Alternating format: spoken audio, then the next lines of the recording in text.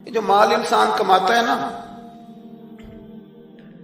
محنت سے جو انسان مال کماتا ہے، تو چلو دولت سے پیار نہیں کرنا چاہیے، پر بندے کو اپنے پیسوں سے دلچسپی ہوتی ہے۔ اور یہ بات پکی ہے کہ پیسہ بھی بندہ اسی جگہ خرچ کرتا ہے جس چیز سے بندہ پیار کرتا ہے۔ توجہ ہے نا میری بات پر؟ پیسہ بھی بندہ اسے آپ کہنا جبرن خرچ کرے تو پیسے بھی وہ جبرن خرچ کر سکتا، یعنی پیار آئے نا بچے پہ تو بالکل کوئی ضرورت نہیں، کپڑے بھی پورے ہیں اور اس کی ساری ضروریات پوری ہیں، تو پیار آیا تو بندہ کھلونا خرید کے لے جاتا ہے۔ پیار والی جگہ پیسہ خرچ ہوتا ہے، پیار نہ ہو تو پیسہ بھی خرچ۔ حضرت صدیق ایک پر بڑے مالدار تھے، تاجر آدمی تھے، تاجر گھاٹے کا سودا نہیں کرتے، لیکن اپنا سارا مال نبی کریم کی رضا کے لیے خرچ کیا۔ چلتے چلتے حضور نے فرمایا کہ کبھی بلال آزاد ہو جائے نا تو بیچارہ بڑی تکلیف میں۔ حضرت ابوبکر صدیق فرماتے ہیں 100 اوقیہ سونا میں جیب میں ڈال کے لے گیا۔ توجہ ہے میری بات پر؟ غلام کی قیمت تھی 1-2 اوقیہ، کتنا لے کے کتنے گئے؟ چلے میں کچھ نہیں کہتا، ایک دفعہ بول دیں سارے، کتنا جی؟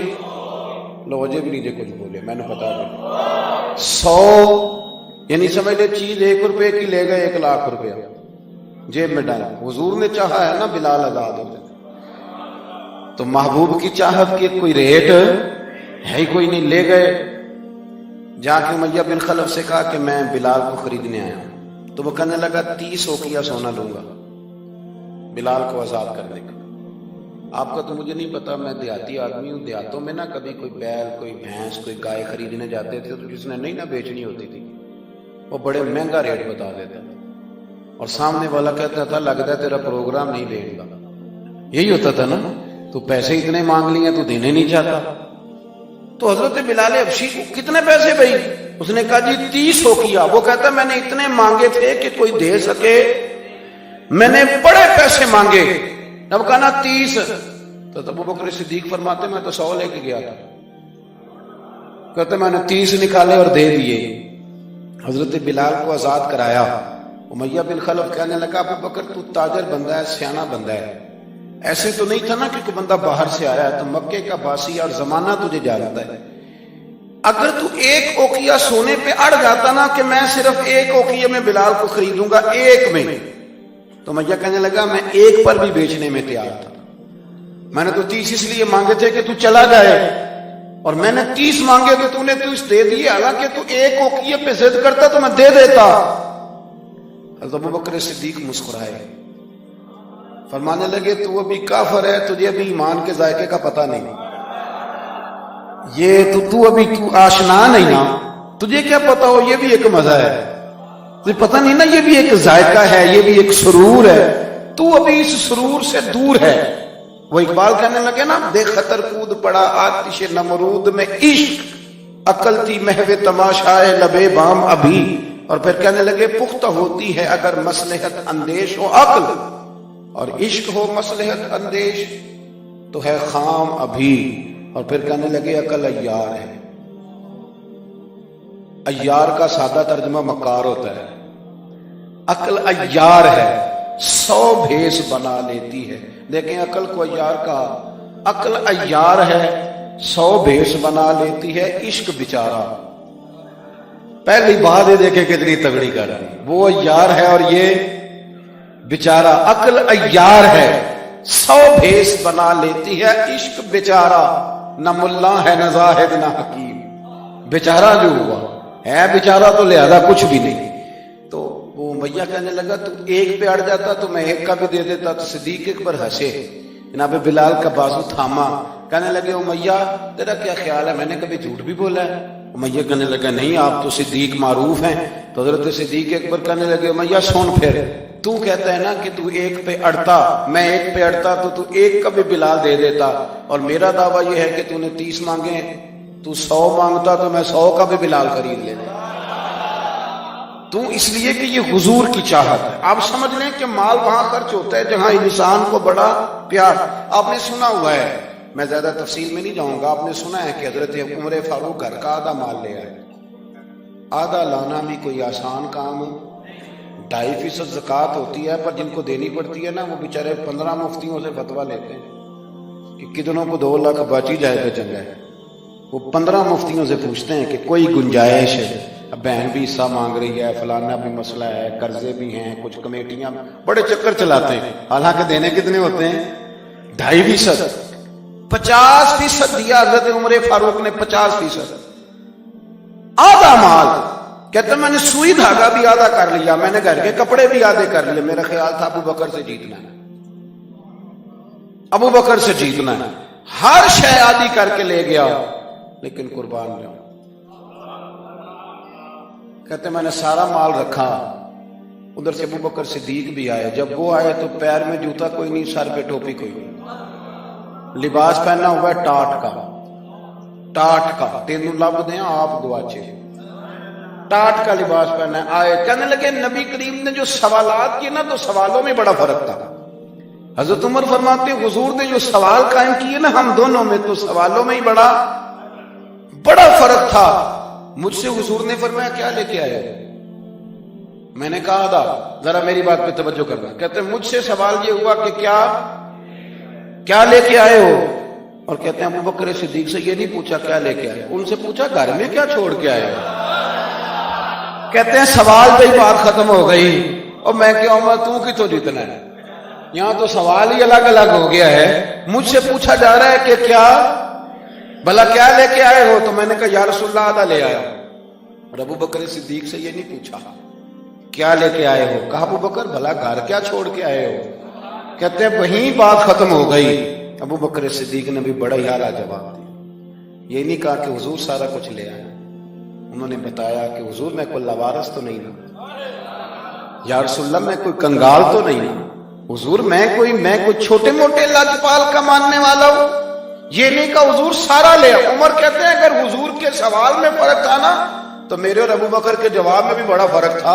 حضور نے پوچھا کیا لائے ہو تو میں نے کہا آدھا لایا ہوں، ابو بکر صدیق سے پوچھا کیا چھوڑ کے آئے ہو، تو یہ نہیں کہا حضور میں کچھ بھی نہیں چھوڑ کے آیا، بلکہ کہنے لگے یا رسول اللہ میں کوئی کنگال ہوں، میں کوئی لوارث ہوں، حضور گھر میں اللہ بھی چھوڑ آیا ہوں، اللہ کا رسول بھی چھوڑ آیا، بھرا ہوا گھر چھوڑ کے آیا ہوں، سونے بھرا ہوا گھر ہے میرا، بھرا ہوا۔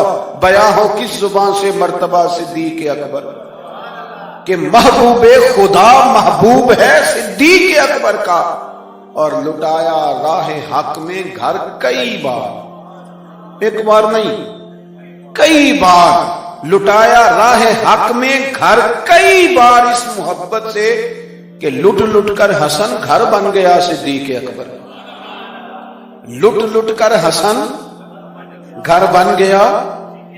اچھا ایک اور بات، کچھ لوگ نا قریب رہتے ہیں پر رضا کو نہیں سمجھتے، قریب رہتے ہیں رضا کو سمجھتے، یہ نہیں سمجھتے کہ ابا جی کی رضا کس بات میں، میرے استاد کی رضا، میرے شیخ راضی کی رضا نہیں سمجھتے، کہانیاں بناتے ہیں، ناراض نہ ہونا سٹوریاں بناتے ہیں، اور نہیں جی نہیں ابا جی کو بھی تو پتہ ہے نا میرے بھی بچے ہیں، جی ہاں جی لیکن ہیں تو وہ ابا جی نہ آپ کے، ہیں تو ابا جی نہ، رہیں گے بھی ابا جی، تو اگر ان کو یہ پتہ ہے کہ آپ کے بچے ہیں تو آپ کو بھی تو پتہ ہے نا یہ میرے ابا جی ہیں، تو آپ بھی تو تھوڑا خیال فرمائیں۔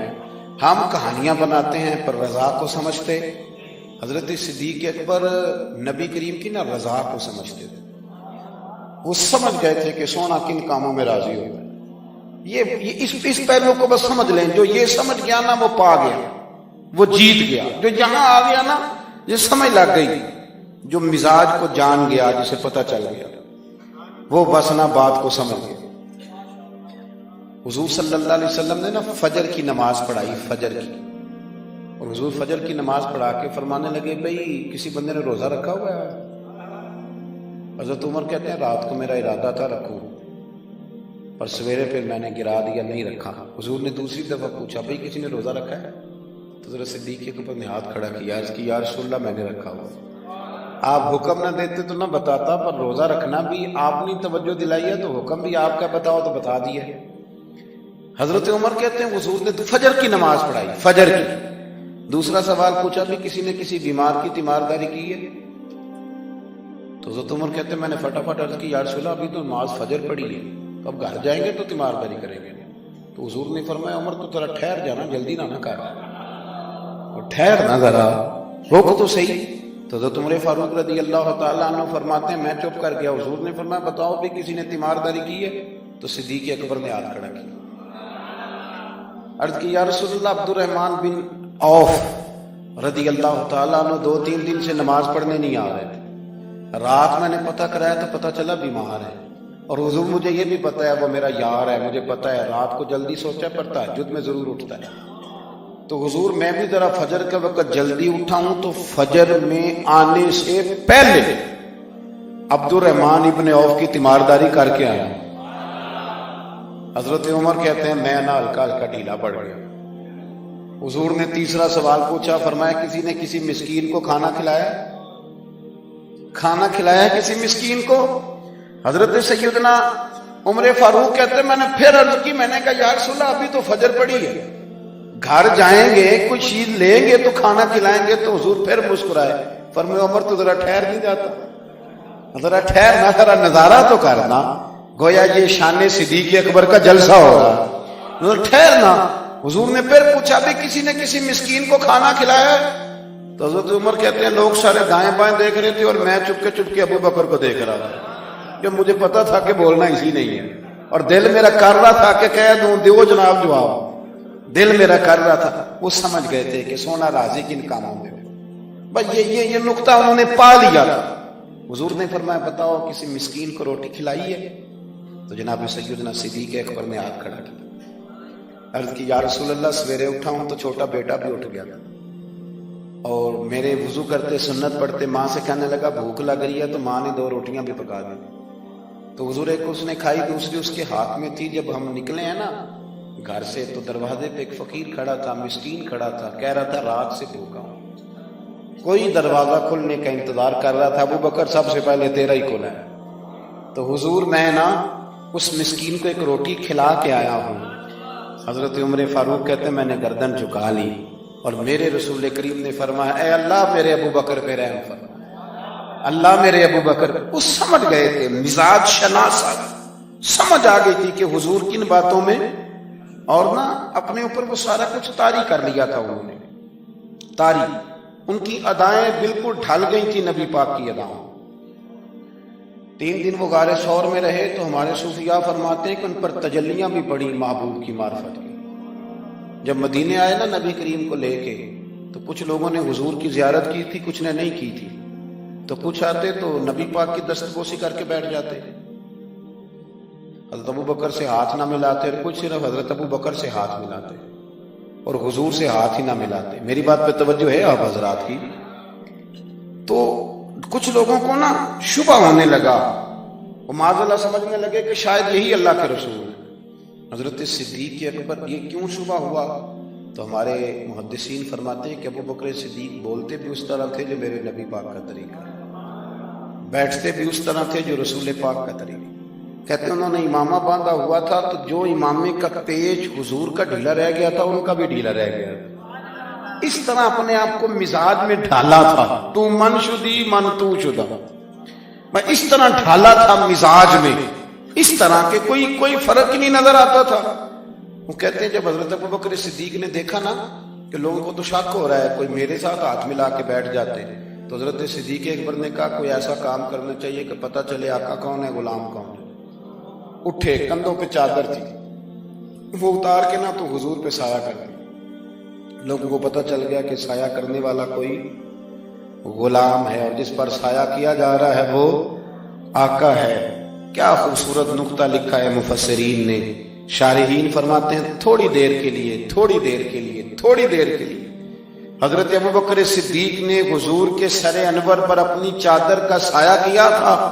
اللہ کے رسول نے احسان کا بدلہ یہ دیا، نیکی کا بدلہ یہ دیا کہ قیامت تک ان کی قبر پر اپنے گنبد کا سایہ فرما دیا، قیامت تک گنبد کا سایہ کر دیا ان کے مزار بلند والا۔ حضرت صدیق اکبر نے اپنے، اور ایک اور بات بھی، جو لوگ بہت زیادہ قریب رہنے لگتے ہیں نا وہ ادب آہستہ آہستہ چھوڑنے لگ جاتے ہیں، زیادہ نیڑے رہتے ہیں تو پھر آہستہ آہستہ ادب کا معاملہ، توجہ ہے میری بات پر؟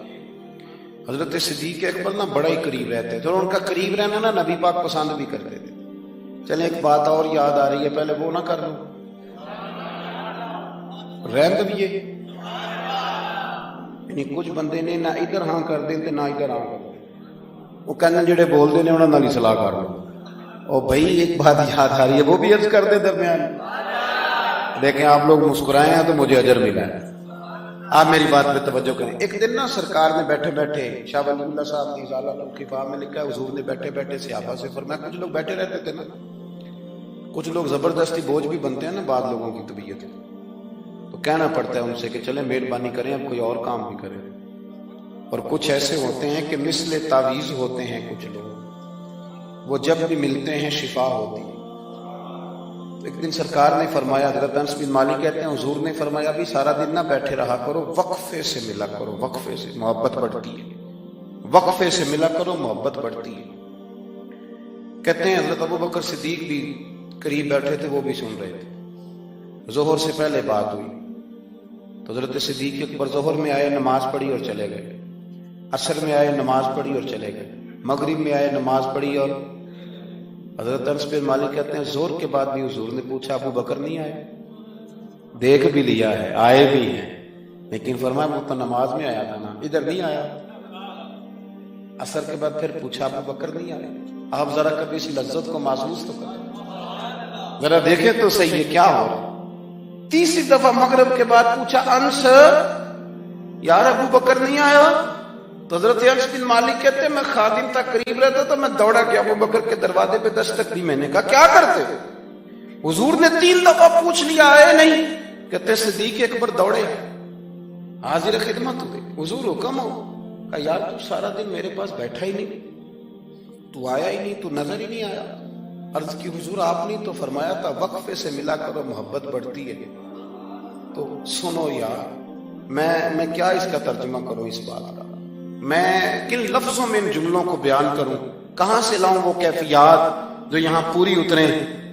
حضور آپ نے تو فرمایا تھا وقفے سے ملا کرو محبت بڑھتی ہے، تو محبوب کی آنکھوں میں آنسو چمک آئے، فرمایا ابو بکر کہا تھا پر تجھے تو نہیں نہ کہا تھا۔ اور یار کہا تھا کچھ لوگوں سے، تجھے تھوڑی کہا تھا تو نہ جایا کر، تو یہی رہا کر، تو رہا کر یار، تو رہتا ہے تو میرا دل لگا رہتا ہے۔ اور یار آپ سمجھے تو صحیح، آپ ذرا محسوس تو کریں، ایک باری میری آنکھیاں چوں اونا نے اتھرو پونجے سن، ہن مینوں چسکا پی گیا رونے دا، ہن مینوں چسکا پی گیا رونے دا، تے ہر ویلے آہو زاری دا۔ آپ ذرا اس لذت کو تو لے۔ حضور نے فرمایا تو نہ جایا کر۔ آپ دیکھیں نا میں آپ نے بات سنی ہوئی ہے، صرف اشارہ دینا ہے۔ حضرت صدیق اکبر نے یہ نہیں کہا تھا کہ لے جانا اور میری بڑی مقام ہے، حضور تمہیں پتہ ہے میرے بارے میں کیا کیا کہا کرتے تھے، مجھے گنبد میں دفن کر دینا، یہ نہیں کہا۔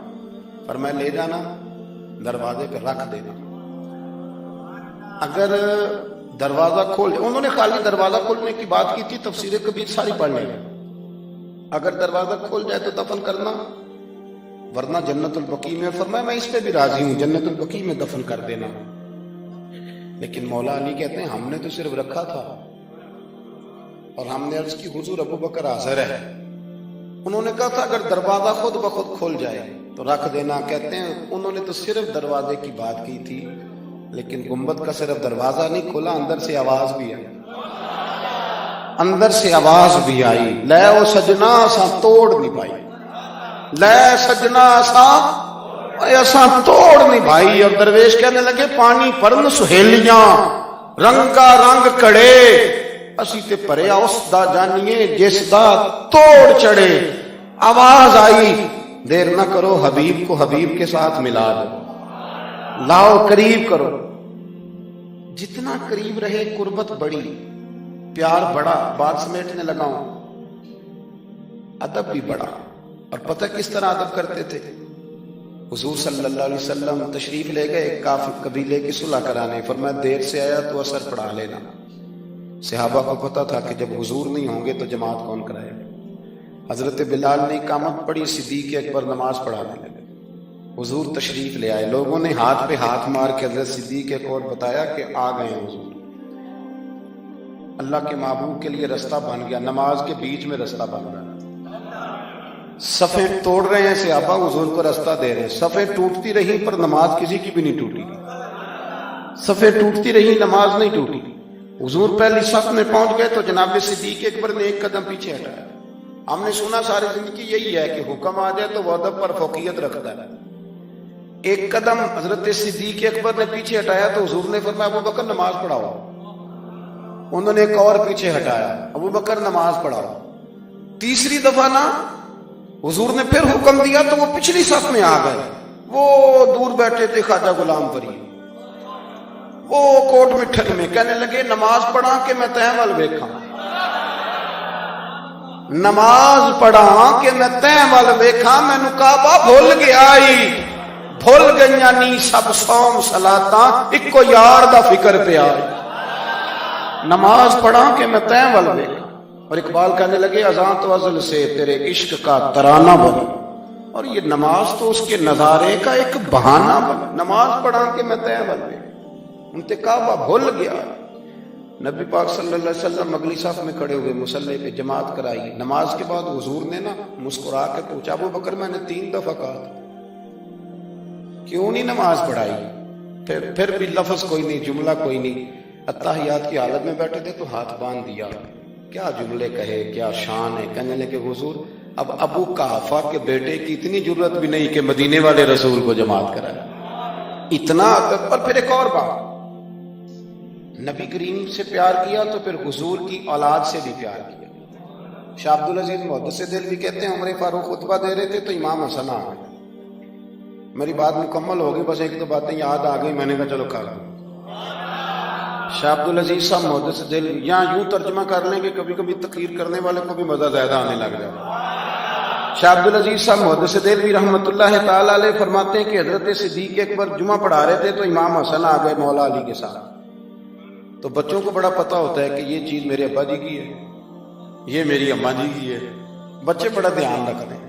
تو امام حسن آ گئے تو حضرت صدیق اکبر سے کہنے لگے نیچے اترو نا، ممبر تو میرے نانا کا ہے، مجھے صحیح بتانا کہ جمعے چھوڑ کے بچوں سے بھی باتیں ہوتی ہیں۔ 7-8 سال کے بچے تھے امام حسن، پر معمولی بچے نہیں تھے، حضور کے نواسے، نیچے اترے میرے نانا کا ممبر ہے۔ تو حضرت مولا علی نے پکڑا امام حسن کو، پتر ادھر بیٹھ نماز پڑھ۔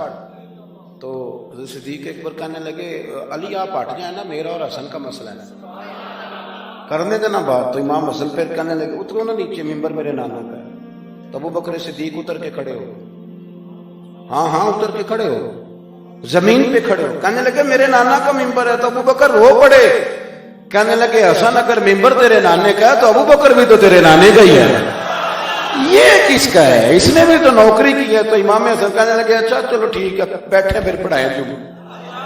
پھر بیٹھ گئے۔ ہر شے سے پیار، اور پھر حضور کی امت سے بھی پیار۔ حضرت عمر کہتے ہیں جب ابوبکر صدیق وصال کر گئے تو 3را دن تھا ان کے انتقال۔ عصر کی نماز پڑھا کے تو میں مسجد نبوی شریف میں بیٹھا تھا تو 2-3 چھوٹی چھوٹی بچیاں آ گئی، کہنے لگی آپ خلیفہ بنے؟ میں نے کہا پتر میں بناؤں؟ کہنے لگی چلیں پھر یہ ٹائم ابوبکر ہمیں دیتے تھے۔ میں نے کہا کہ تمہیں دیتے تھے کیا مانا؟ تو وہ کہنے لگی ہم 5-6 بہنیں، ہمارا بھائی کوئی نہیں، والد ہمارا انتقال کر گیا، ہمارے گھر میں چند بکریاں ہیں۔ ابو بکر صدیق روز عصر کے بعد آتے تھے، امیر المومنین، اور ہماری بکریوں کا دودھ دھوتے تھے، کچھ ہم پی لیتی تھیں، کچھ بیچ کے گزارا کر لیتی تھیں۔ اور پھر وہ بیٹیاں رو پڑی، کہنے لگی چچا 3 دن ہو گئے ان کے انتقال کو، میری ماں روتی ہے، میری بہنیں روتی ہیں، وہ دروازہ دیکھتی ہیں کون آئے گا بکریوں کا دودھ دھونے۔ آج کسی نے بتایا آپ خلیفہ بنے، چچا چلو گے؟ تو حضرت عمر رو پڑے، کہنے لگے پتر چلوں گا۔ آگے آگے بچیاں تو پیچھے پیچھے، فاروق اعظم روتے جا رہے ہیں۔ کسی نے کہا کہاں جا رہا ہے؟ پھر رو پڑے، کہنے لگے یار ابو بکر صدیق میرے لیے رستہ کتنا مشکل کر کے، کیسے چلوں گا ان کے رستوں پر؟ یارو بڑا پیار کیا انہوں نے۔ میں کہا کرتا ہوں کہ ابو بکر صدیق نے نا اپنی سوچوں کو بھی باندھ لیا تھا، ہاتھ بھی، پیر بھی، زبان بھی، ہر شے باندھ کے نا تو مصطفیٰ کریم کے قدموں میں گرا دیا تھا۔ کہا حضور میں نے باندھ دیا ہے، جدھر آپ چلائیں گے میں ادھر ہی چلوں گا، عقل قرباں کن بپیش مصطفیٰ۔